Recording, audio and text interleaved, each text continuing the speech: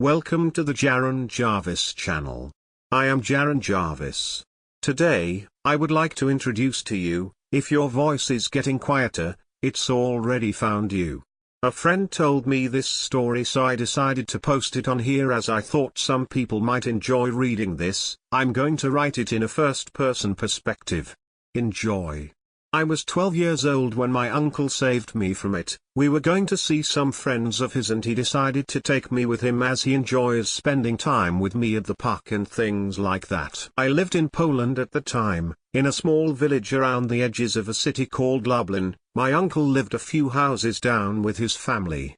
His friends lived in Russia, but I don't remember what town. I know it was near a large forest. My parents only let me go with him as long as I promised to keep in contact with them. As this was a few years ago in a not-so-modern village, we didn't have many phones yet. My dad still managed to buy me an old Nokia from a friend for a few zloty. I don't know where he got the SIM card from, but that isn't important. We left at around 10 o'clock in the morning, Polish time, and it took us a few hours to get there. His friends were pretty nice. They took us to the forest near their house and we decided to put up some tents and stay there for the night. They warned me of some wild animals and they even gave me a knife. It was a bit rusty and old, but I was happy as I never had my own knife before. Once it got dark, we put out the fire we made earlier and decided to go sleep.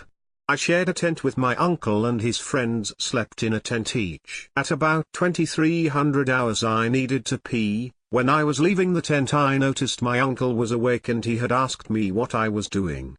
After I told him I was going to take a piss, he looked at me in horror. I asked him what's wrong and he quickly pulled me back into the tent and pulled out his knife.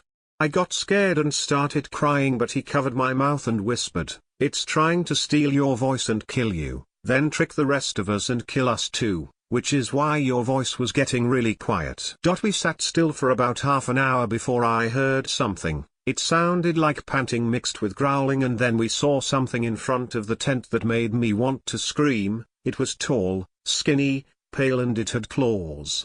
My uncle told me to lay down and to stay quiet, and I listened to him even though I was already crying. A few minutes later I heard a loud screeching noise and I looked up before I could stop myself. The creature had tried to come into our tent, but my uncle had stabbed it. I saw a black liquid on the tent, which I could only assume was its blood. Then I heard my uncle and his two friends outside the tent shouting things in Russian and Polish. My uncle told me that we're leaving as soon as possible.